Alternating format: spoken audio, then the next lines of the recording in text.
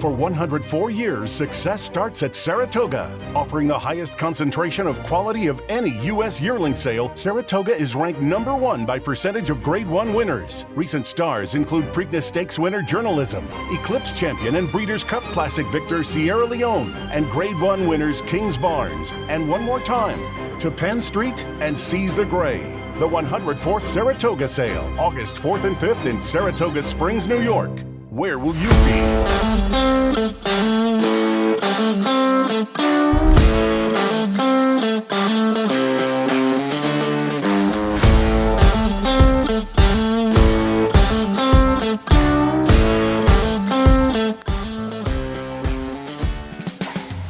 What's up? What's up? We are back with the Horse Races Now podcast. Kenny, you are a world traveler, my man. Well, listen. You're definitely looking at somebody who's been there and back recently. Yeah. Listen, people are dying to hear about Japan.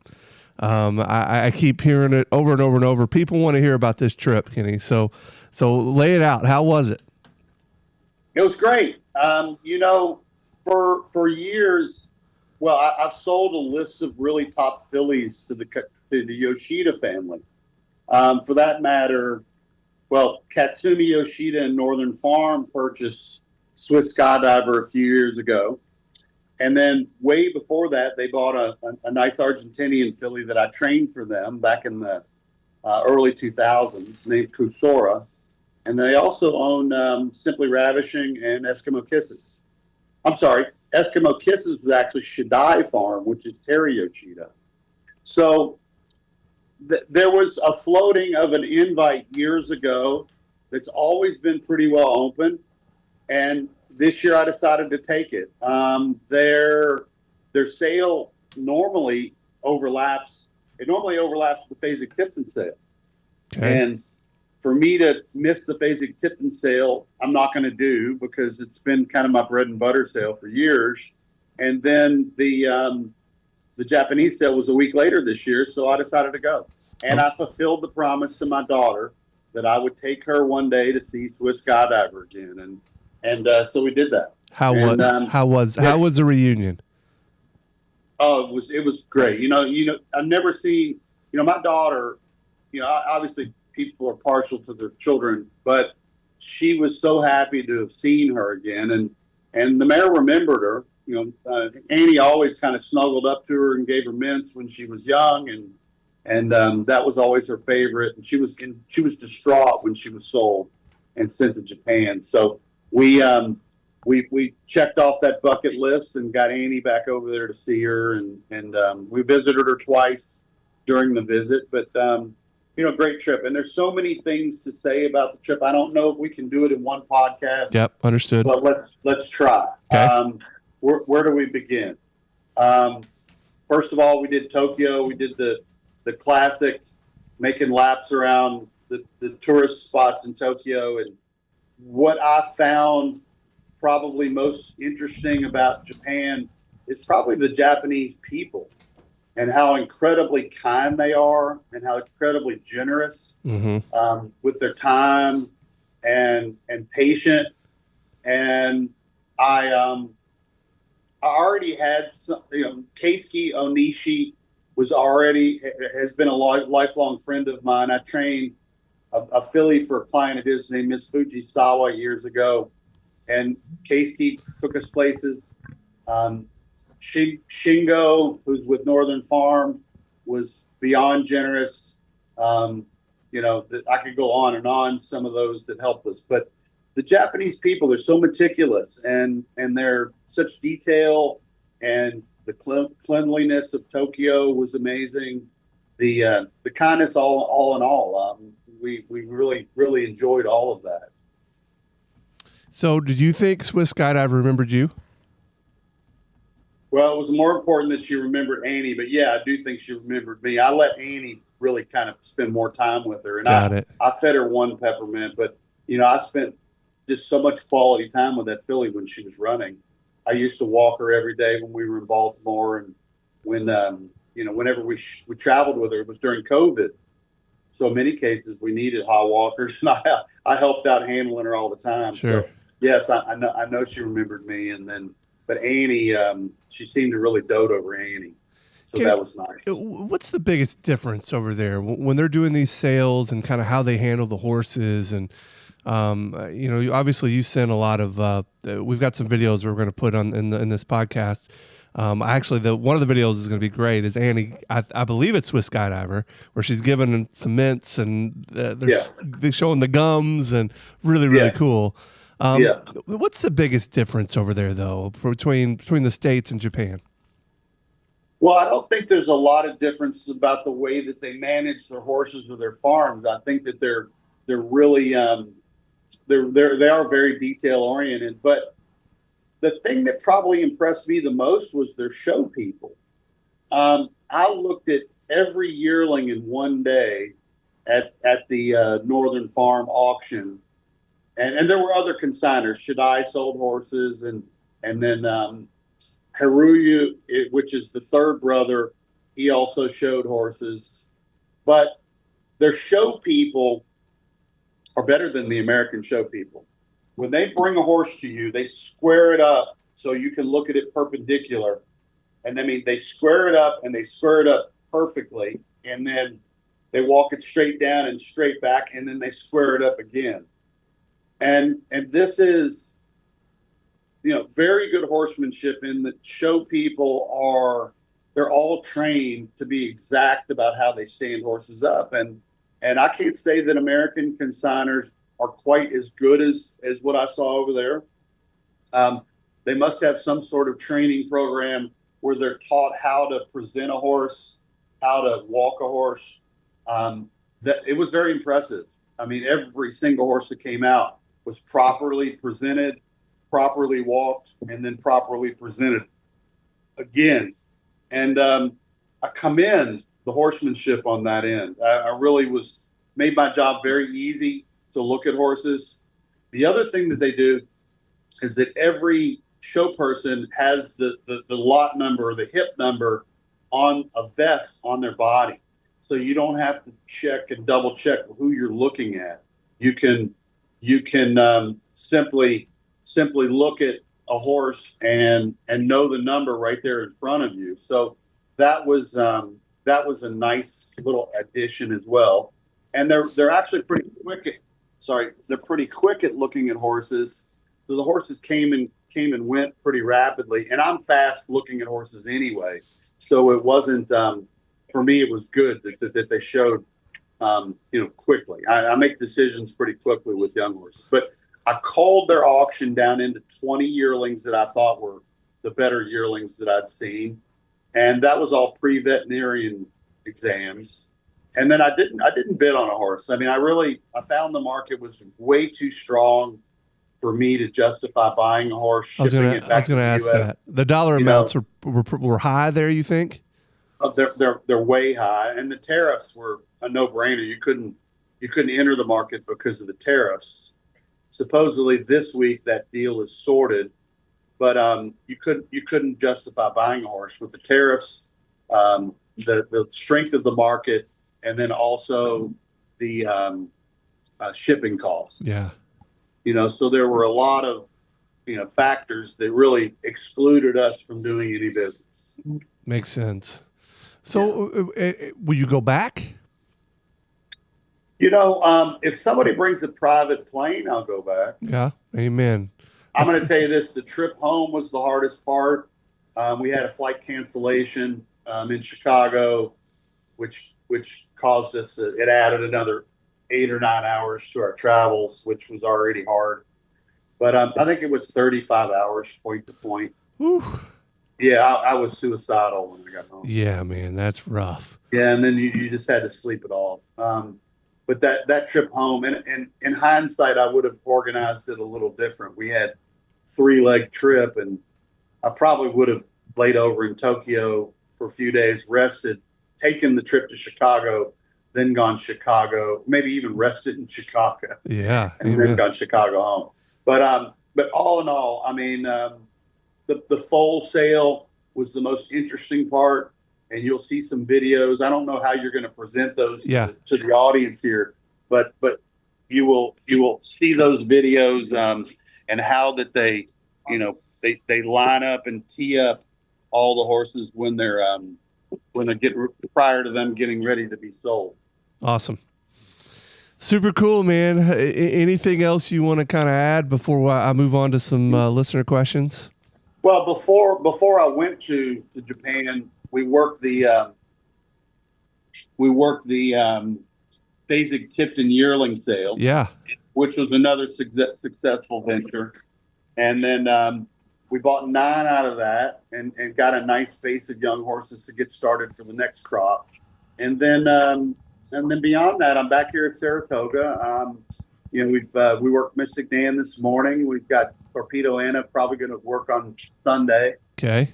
And, all's well. Back in the routine. Sonny hadn't made the trip back up. We're working on that, but we're getting there. So, from the Phasic Tipton sale, Kenny, what was the range from bottom to high that you paid for a horse? I think $90,000 was the least expensive, and the most expensive was $345.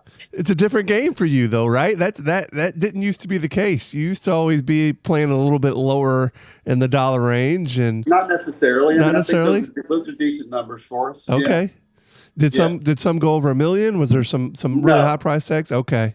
No. That sale's not that strong. Got it. Fair enough. Okay. Yeah. So, Jordan sent in a question. He asks, can you talk about the ongoing costs of owning a racehorse? So specifically, what a person might spend monthly or quarterly on a Magdalena partnership. What would be some rare expenses, and how much are those? Because I'm thinking about getting in the game. Well, Magdalena partnership is typically a 20% share. And so what we do is we aggregate all the bills, and a normal monthly invoice for a racehorse in full training is probably around $4,000. Maybe with shipping, you'd call it $5,000, but it all depends on what stage they're in. It could be much less expensive if the horse is on a turnout, but that is a kind of an ongoing, expenses are dependent upon what some of the things that are going on, and it's different stages.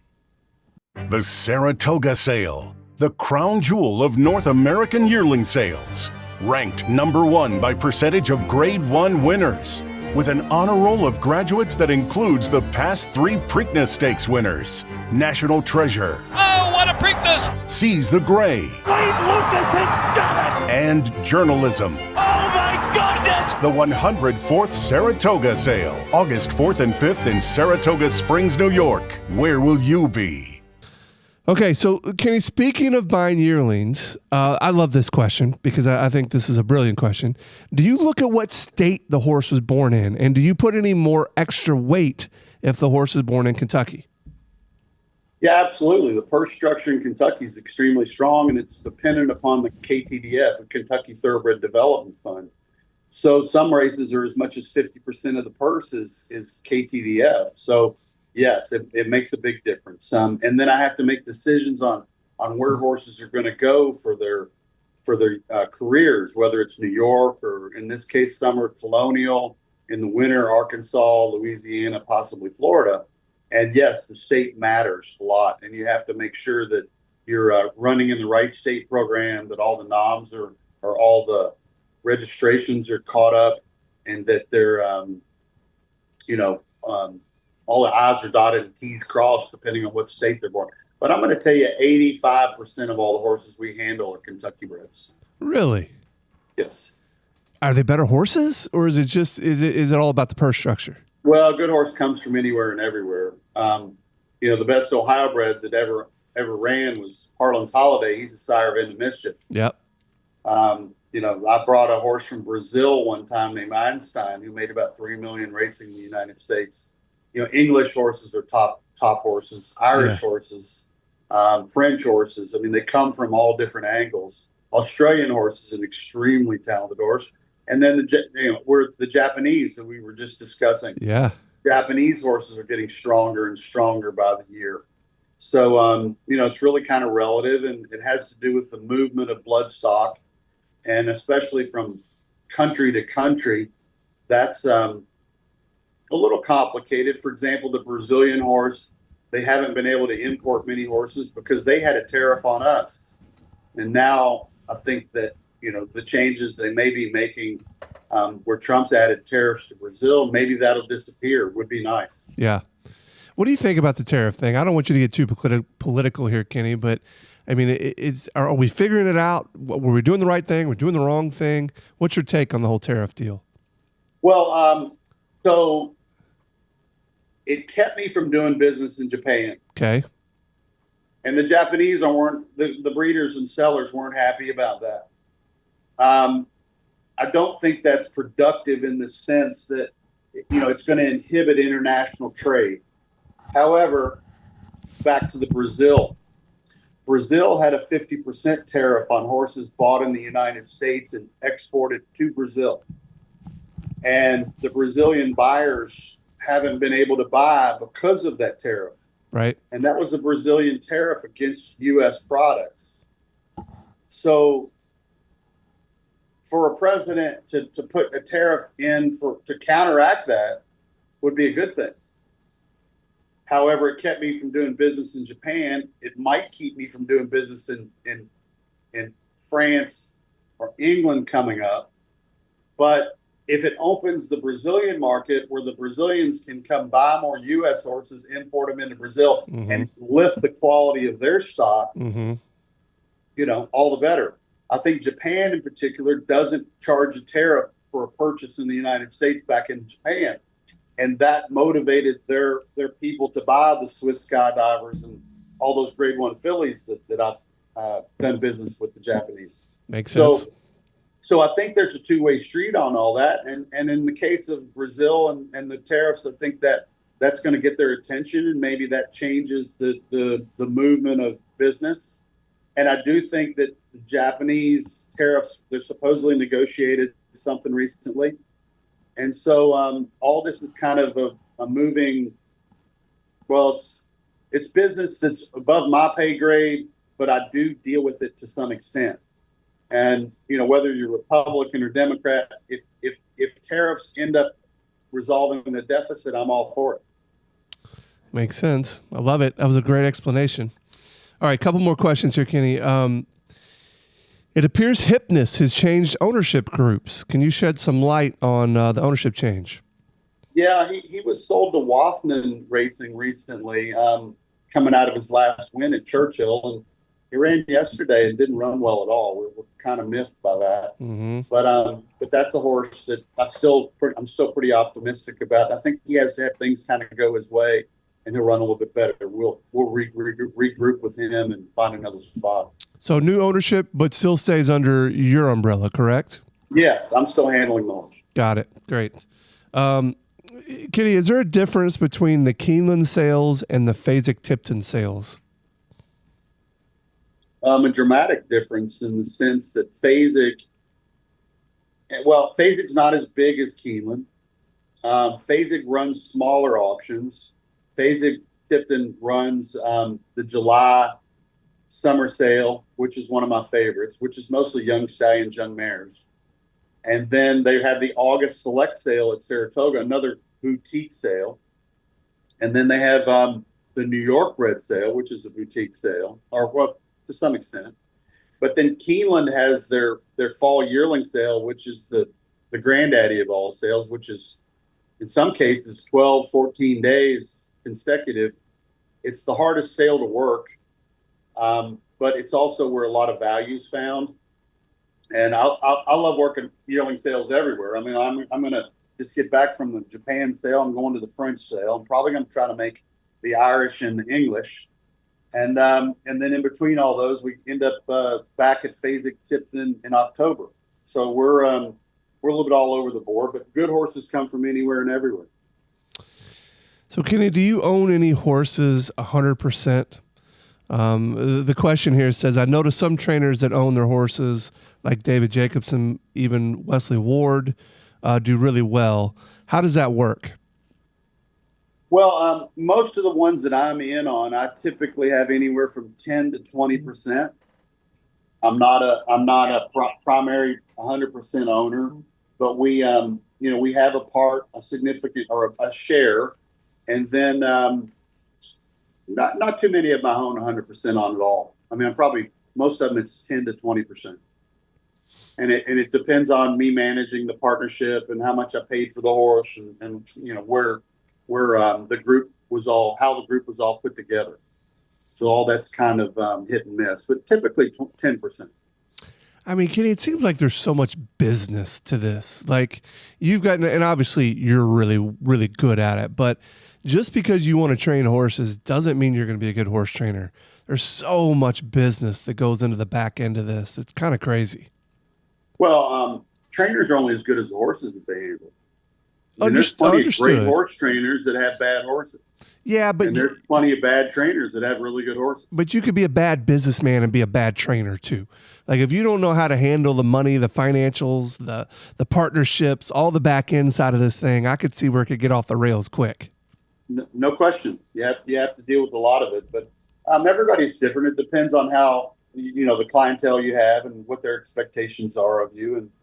And I'm definitely an anomaly. I'm not typical. I mean, I've kind of put groups together, and that's because I like getting good horses, and I'll go buy horses on spec without a budget or a client, and get that horse, and then we'll put that horse in the routine. And I've been successful enough that I can pick up the phone and call a multitude of people to do it. Right. And yet there are trainers that aren't willing to do that, or whether they're not capable, but it's a risk reward thing. I have some risks, but I get rewarded for it. So it's something that, like I said, my businesses have evolved over time that way, and completely different than most.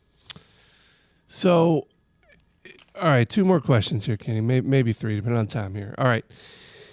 Question about stakes nominations. Many stakes have numerous horses nominated, but obviously can only take a fraction for the race. Can you explain the nomination and entry process?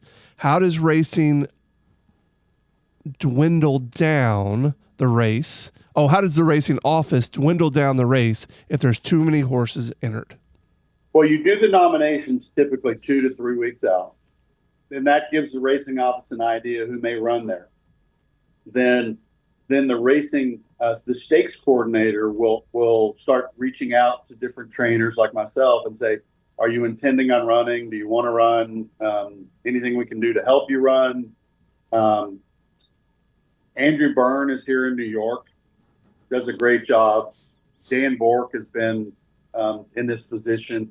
But there's guys that their specific position is to get noms in.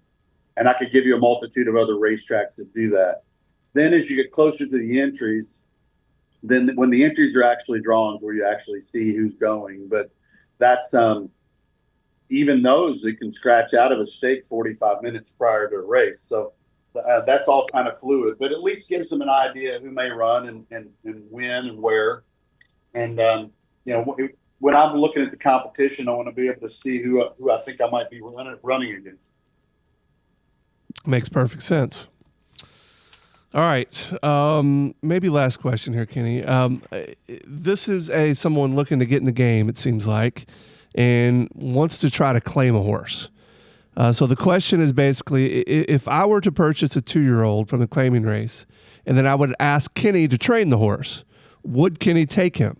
The reason I ask is someone once told me that normally 2-year-old horses in claim races are not good horses. However, I've also heard that some horses have developed to be good horses coming out of 2 years old claiming races. What would Kenny advise me regarding purchasing a young claimer, or what age horse makes sense better to claim? I myself would claim, if I was claiming, and I went through the claiming game when I was in my 20s and 30s, and was relatively good at it. Had Claimer of the Year a couple times in Kentucky back in the day. But those are horses that have been tested and tried mostly. And I'm fortunate at this stage in my career, I've trained enough Grade 1 winners that's really what we're after. To get a Grade 1 winner from a claiming race is very, very hard. It's very, very rare. Most of those horses have been tested by someone, tried, or they've had physical issues. I myself push people away from the claiming game. Got it. I think we need to buy more horses off the breeders, push and grow that market, and motivate breeders to breed more horses and sell more horses, because that grows the horse population. Claiming horses are, you're trading horses and you don't have them long, and sometimes you claim one and then they claim it right back off you. So that whole dynamic is kind of a move fast and quick deal. You might get a short-term victory, but in the long run, are you going to get the highest level horse, the grade 1 horse? You're probably not. Got it. I myself, if somebody claimed one, I really probably would not train that horse, but I'm in the stage of my career where I don't do a lot of that. There are guys that are very good at this that are out there. Joe Sharp is in a stage where he's claiming a lot of horses, trading a lot of horses. He's winning a lot of races doing it. You've got guys, Matt Schreier, who came up under me, I think he claims a few himself. I mean, one of the better claiming trainers that I've known over my career, got him Randy Morris out of Arkansas. Chris Hartman's claimed a multitude of horses off us. Mm-hmm. And I know he does a lot of that claiming game. Those are the kind of guys that I would reach out to and let them, decide who they want to claim, give them the best budget you can give them, and let them run with it. And then, don't expect a huge return on that. You're gonna, sometimes you get a horse that you claim and doesn't make the races or has issues. So they're all different. And I myself am a yearling guy. I like yearlings. I stick to yearlings. And even if it's a cheaper yearling, I think you've got a better shot of coming up with a grade 1 horse. I mean, Torpedo Anna was only $40,000. Who doesn't want in on her now? Right. And then Swiss Skydiver was only 35. Yeah. Perlin was 57. Yeah. So those are the best horses that I've ever bought, the best investments I ever made. And I can give you a bunch more. Yeah. No, that makes perfect sense. Kenny, something I'd like you to hit on here as we wrap up. The numbers for the podcast are phenomenal, and they continue to grow. So we thank our listeners. We get so many nice comments. With all the questions, there's probably 50, 60 comments on every single podcast that we post of how much people love this content. So first of all, thank you for doing what you do, Kenny. But what would you like to say to our listeners that keep this thing going? And again, it's 20, 30, 40, 50,000 an episode. So I know from my seat, I just want to thank everybody for listening. But Kenny, what would you like to say to those people? Well, encourage people to download the Horse Races Now app for us. I mean, that actually is my goal. My career goal might be to win races, but really I want to see this sport grow. Yep. And there are a lot of people out there that don't realize that I conceptualized Horse Races Now. I funded. You bankrolled the development, mm-hmm. and we're committed to the long-term growth of horse racing. And I do think that we need racetracks, particularly to deliver us video. We need video from each and every racetrack that's on our data, in our data, to send us a link for the video. And so if anybody out there can get with their local track and say, we want to show their racing, but we cannot pay for the streams. We lose money financially on Horse Races Now because of development, because of data costs. We have to pay for a lot of things. But the streaming video, we would like to have every single track. They can, if they put their racetrack on YouTube, then YouTube TV, then we can connect to that link. That's right. And then we can add it in. Better yet, if they're streaming through a streaming company, if they'll tell the streaming company to send it to us live and give us their replays, but that the track pay for those streaming costs, then we will show their racetracks to the world and we will show their replays to the world. We're downloaded in 223 countries, mm-hmm. over 1 million downloads. Mm-hmm. We've got this huge base, and we want at some point in time our product to be a worldwide, the source for horse racing worldwide, where it's easy to watch. I do not believe you can grow a sport unless you show a sport. And I think that's part of the problem with the contraction of thoroughbred racing where not enough people are watching. We need to open it to grow it. Horse Races Now, the app to follow horse racing at over 1,200 tracks worldwide. View entries and results. Get notifications on your favorite horses, jockeys, trainers, racetracks, and owners. Users set up and revise notifications like live video at the gate, call to post, entries, results replays, etc. Over 1 million downloads. Get the free app on Apple Store or Google Play now. Horse Races Now, the racing app that's always running. So every one of you out there, we do need your help, and we need to take it to another level. And more than anything, I think horsemen, horse people, horses themselves really do well when we're successful at this. If we can get the sport to grow, everyone will benefit, whether it's jockeys, trainers, grooms, riders, hot walkers, breeders who need this business to grow. We can grow it through Horse Races Now, but we need everybody's help. Kenny, well said. All right, I know you got to get back to it. So thank you for joining us. Anything before we get out of here? I don't think so. See you at the races. Awesome. Well, thank you everyone for listening, and thank you for listening to this version of Horse Races Now. We will see you next week.